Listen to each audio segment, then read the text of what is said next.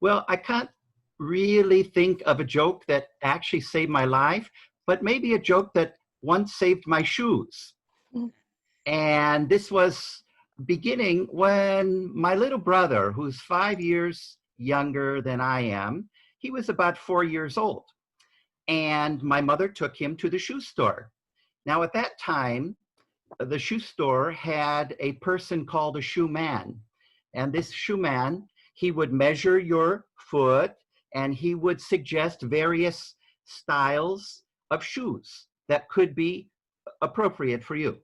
So my mother took my little brother, Mark, and again, he was about 4, and she said to Mark, now, little Mark, you can select any shoes you want here. And there was rows and rows of different shoes, different interesting styles and shapes and colors, and all these shoes. And well, little Mark, he went immediately to these shoes and he selected the most conservative type of shoes out of all these various styles and colors, the most conservative. And my mother, she turned to the shoe man and she looked at him and she said to him, what do you think about that? The little boy selecting the most conservative shoes from all these shoes. And the shoe man looked back at her and he said, well, there have to be some Republicans in this country.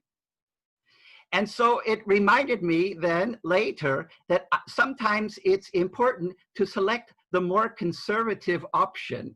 And that helped me, that saved me a few times in various speeches that I had to give when my colleagues were not dressed appropriately, but I dressed in a very conservatively with nice conservative shoes.